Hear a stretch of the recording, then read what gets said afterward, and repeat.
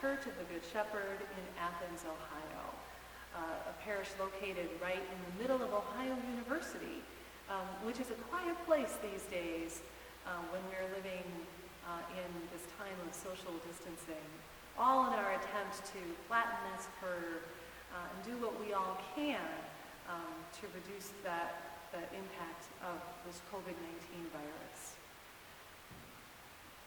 Lately, I've been hearing a lot about how we're looking at people through the lens of their work and who is essential and who isn't, and what jobs are valued and what aren't, simply because of who can be home, work from home, and who can't. And I want to say right now I'm very in favor of finding ways to financially support everybody during this time, because whether you're working for the healthcare industry, whether you're working for the church, whether you're one of the people who are making sure buildings stay clean, if you're a grocery stocker, but if you're a reporter, if you're someone who works for a company that isn't a healthcare company, we're all essential. We all play a vital role to play. And I learned that when I was growing up from my father. My father is a plumber. And in our house, he had a poster by the door that you would look at every time you walked out. And it was a poster that said, "Plumbers protect the health of the nation." And it had a man who was a plumber, and he was wearing coveralls, and he had a pipe wrench in his hand. And he was kind of standing literally on a pedestal, and looking up at him were the faces of a whole nation. And they were diverse faces. There were people of all races and genders, and there was children present. And I would see that every time I would leave the house.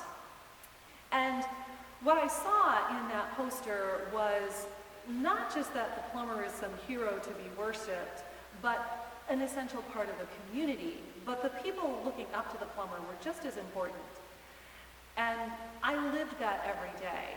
You see, as a plumber, my father got called away in the middle of birthday parties. The phone would ring and someone was having some kind of emergency. A toilet was plugged, a water line had broken. In the wintertime, pipes would freeze. And my dad would have to drop everything, leave us, even if we were in the middle of a birthday party or a Christmas celebration or a Thanksgiving dinner, and he would have to go and help. And as a child, that was very hard. I didn't like having my dad leave. But it was explained to me that that was how I could help and support my dad, by allowing him to do the work that was going to help someone else. It was a form of connection.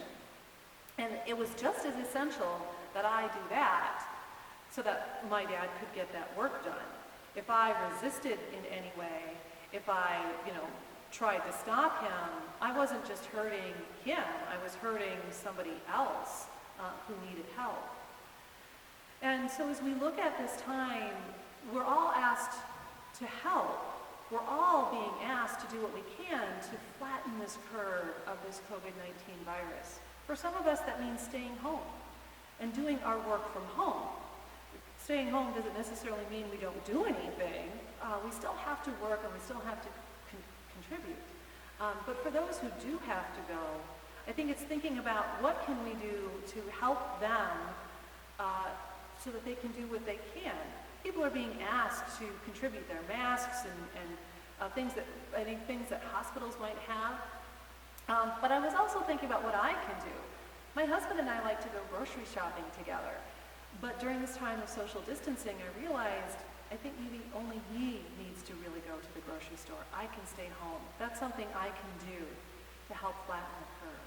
Not because I'm not as essential as him, but because that's what I can do to make sure the essential getting of the groceries happens.